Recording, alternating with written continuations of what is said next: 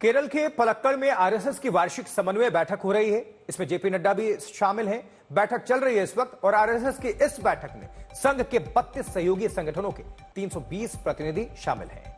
बैठक को काफी अहम माना जा रहा है। यह बैठक लोकसभा चुनाव के बाद हो रही है और इस बैठक के बाद देश के 3 बड़े राज्यों में विधानसभा चुनाव होने हैं। इनमें महाराष्ट्र के साथ हरियाणा और झारखंड भी शामिल है। जम्मू कश्मीर और हरियाणा में चुनावी बिगुल बज चुका है। बैठक ऐसे वक्त में खासतौर पर अहम है जब बीजेपी के लिए नया अध्यक्ष चुना जाना है। संघ की इस बैठक में सामाजिक समरसता, उपनिवेशवाद को खत्म करना, पर्यावरण संरक्षण, पारिवारिक संबंधों को मजबूत करना जैसे मुद्दों पर चर्चा संभव है। बांग्लादेश के हालात पर भी बात हो सकती है। हम आप सभी को लिए चलेंगे केरल के पलक्कड़ में ही। हिमांशु मिश्रा हमारे सहयोगी जुड़े हुए हैं और हिमांशु लगातार आप सभी को अपडेट भी कर रहे हैं सुबह से। हिमांशु, इस वक्त बैठक की अहमियत को समझाइए और कौन कौन पहुंचा हुआ है, इस वक्त क्या चल रहा है, ये सब कुछ आप तफसील से जानकारी दीजिए। हिमांशु। देखिए, बैठक के अंदर जो है आरएसएस के जो प्रमुख हैं मोहन भागवत, सर कार्यवाह दत्तात्रेय होसबोले, 6 सह सर कार्यवाह वहां पर हैं और तमाम भारतीय जनता पार्टी समेत जो 32 संगठन हैं संघ से जुड़े हुए, उनके सभी प्रतिनिधि यहां पर आए हुए हैं आशुतोष। और उसके साथ साथ अगर मैं आपको बताऊं, बैठक शुरू होने के बाद जो है सबसे पहले संघ के कार्यकर्ताओं ने वायनाड में जो भूस्खलन हुआ था उस पर जिस तरीके से काम किया उसकी रिपोर्टिंग की गई, उनके काम को सराहाया भी गया है इस बैठक के अंदर। और आज राष्ट्रीय हितों के जो मुद्दे हैं उन पर चर्चा हो सकती है, यानी कि बांग्लादेश के अंदर जो तख्ता पलट हुआ शेख हसीना का और उसके बाद हिंदुओं को लेकर वहां जिस तरीके से एक तरीके से देखा जाए कि वहां हिंदुओं के खिलाफ जो एंटी सेंटीमेंट दिखा है, उस पर हिंदुओं के जो हालात हैं उसको लेकर चर्चा होगी।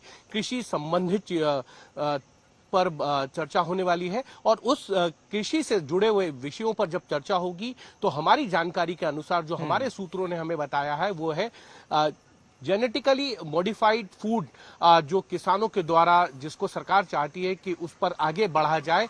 संघ के जो कि भारतीय किसान संघ है वो नहीं चाहता है कि जीएम फूड पर जो है वो आगे बढ़ा जाए। उसके साथ साथ अगर आप देखेंगे तो आदिवासी क्षेत्रों के अंदर जिस तरीके से धर्मांतरण हो रहा है उसको लेकर भी संघ की चिंता है और संघ चाहता है कि इस धर्मांतरण को रोका जाए। और धर्मांतरण को रोकने का सबसे बड़ा संघ का अगर कोई प्रकल्प देखा जाए तो उसमें यही है, एक कुआं, एक तालाब और एक मंदिर और एक शमशान। इसको लेकर जो अभियान है संघ का वो चलाया जाए जिससे कि जातियां में ना बटे और धर्मांतरण जो है वो आगे ना बढ़े, इसको रोका जाए। और साथ ही साथ परिवारों के अंदर जो है वो मजबूती आए। जिस तरीके से परिवार डिवाइड हो रहे हैं इनको लेकर संघ को चिंता है और साथ ही साथ सामाजिक समरसता के साथ पर्यावरण को कैसे बचाया जाए और क्लाइमेट चेंज पर भी यहाँ पर चर्चा होगी। लेकिन देखना यह है कि क्योंकि लोकसभा चुनाव के नतीजे आए हैं और भारतीय जनता पार्टी को जिस तरीके की उम्मीद थी उस तरीके से नतीजे नहीं आए। भारतीय जनता पार्टी को जो है 241 सीटें मिली हैं और उसके बाद संघ के बहुत से ऐसे संगठन हैं जिन्होंने इस लोकसभा चुनाव में उस तरीके से कार्य नहीं किया है जैसे संघ जो है भारतीय जनता पार्टी के साथ कंधे से कंधा मिलाकर लोकसभा या विधानसभा के चुनाव हो उनमें काम करता है। तो कहीं ना कहीं उसको लेकर भी चर्चा होगी कि संघ क्या चाहता है, क्योंकि संघ के ये जो 32 संगठन है ये एक बहुत बड़ा फीडबैक सिस्टम होता है भारतीय जनता पार्टी और सरकार के लिए, क्योंकि वो बताता है कि जमीन पर